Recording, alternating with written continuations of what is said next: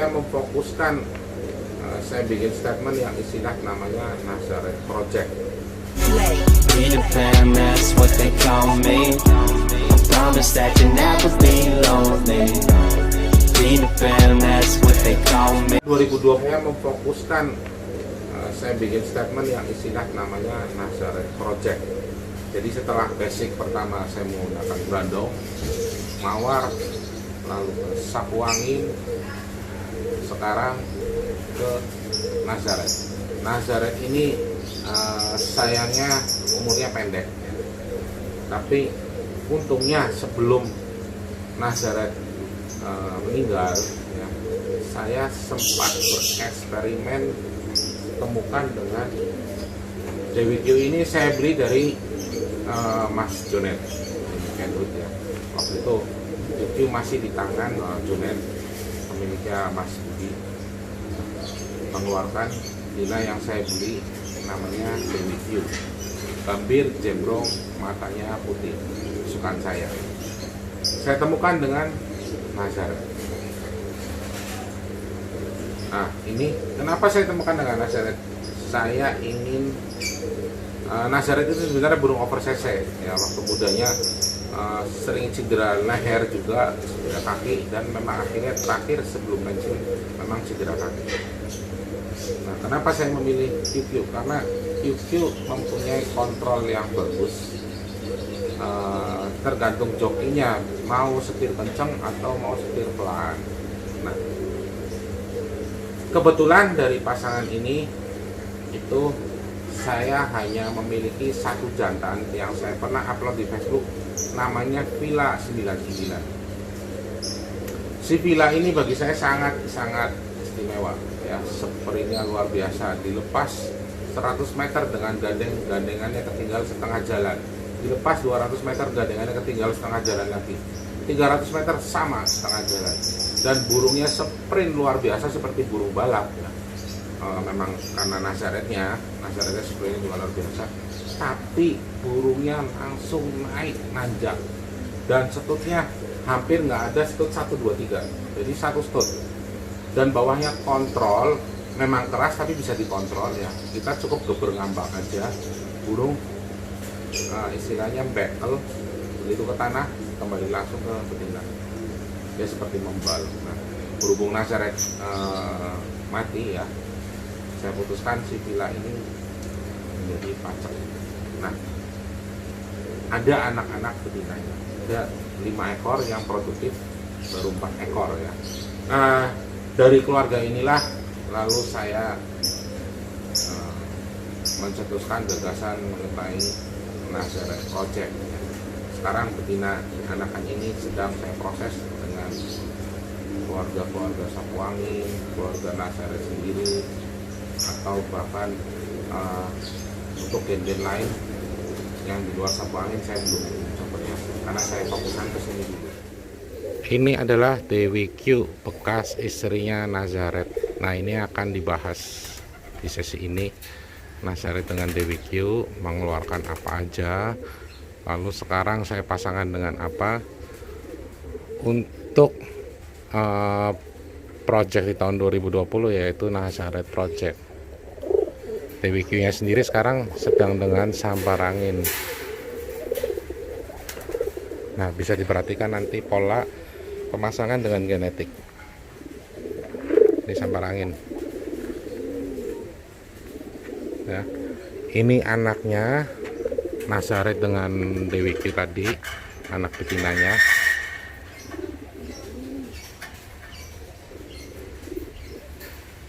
Perhatikan warnanya, ya.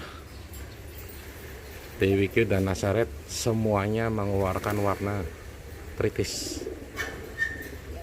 Ini mata putih, mata pilo, ya.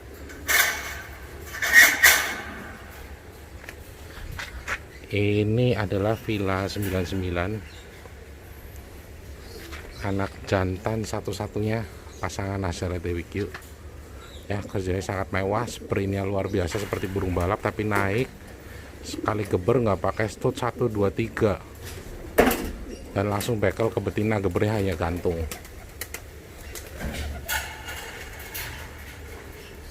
Yang ini karena masih muda, jadi saya coba dulu, menunggu tua ya. Saya coba pasangkan dengan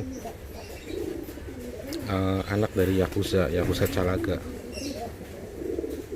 Ini masih percobaan karena nunggu vilanya tua juga ya. Nah, ini anak betinanya lagi. Tritis lagi, ekornya putih sama Nazaret. Ini kecilnya pernah kena telo tapi udah nelor sekarang. Tritis mata pilo lagi. Saya pasangkan sekarang dengan Iblis. Iblis yaitu adiknya sapu angin, beda ibu ya. Burung sering juara juga. Nah, selanjutnya adiknya lagi.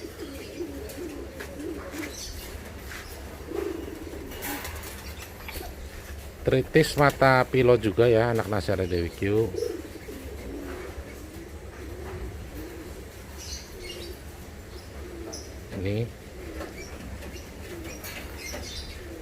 Ini sedang saya pasangkan, saya line breedkan lagi dengan anak Nazaret, yaitu 9 naga. 9 naga adalah Nazaret dengan Ben-Hur Sapulete, burung juara juga. Tipenya sprint, ninggal, nanjak, sangat stabil, atasnya bagus, bawahnya oke, kenceng, tepat betina.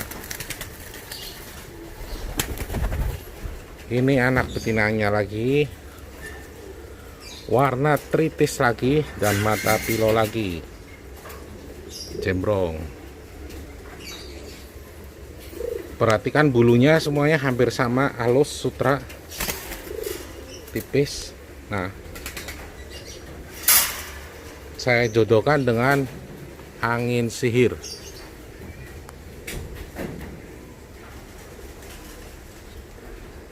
Ini angin sihir, burung tipe sprint kayak balap juga, ninggal. Shoot atasnya sangat baik, bawahnya bisa kenceng, bisa standar, tergantung yang ngeber. Nah, tinggal satu lagi, anak Nazaret lagi. Ini Nazaret Dewi Q, tritis, mata putih lagi, mata pilo lagi. Ini sedang disendiriin, sedang dipisah karena nelornya nggak rutin kemarin. Nah,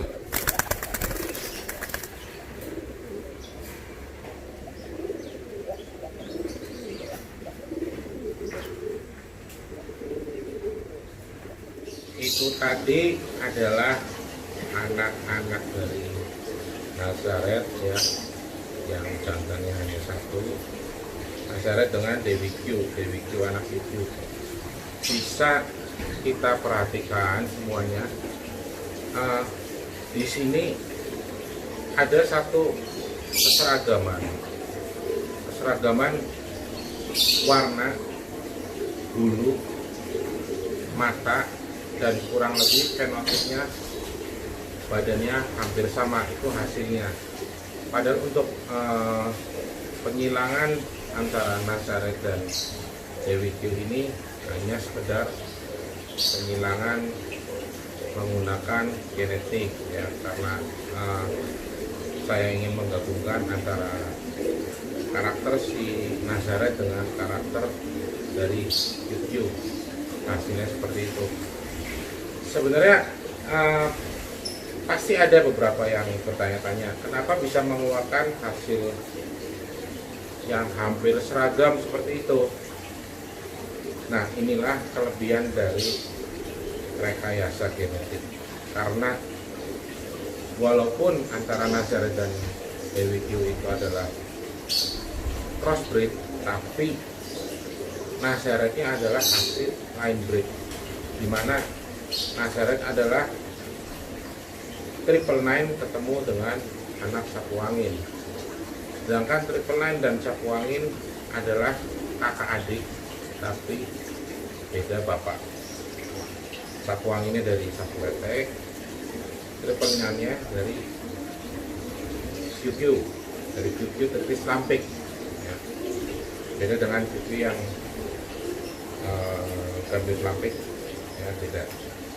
Nah, secara ke atasnya ya, dari mawar menghasilkan sapu angin dan mawar juga menghasilkan triple nine seperti itu. Jadi dari percobaan ini, entah karena saya baru mencoba si DWQ ini ya, entah ini si DWQ-nya resesif atau orang-orang biasa sebut cetak ya. Apakah si gen Nazaretnya dominan?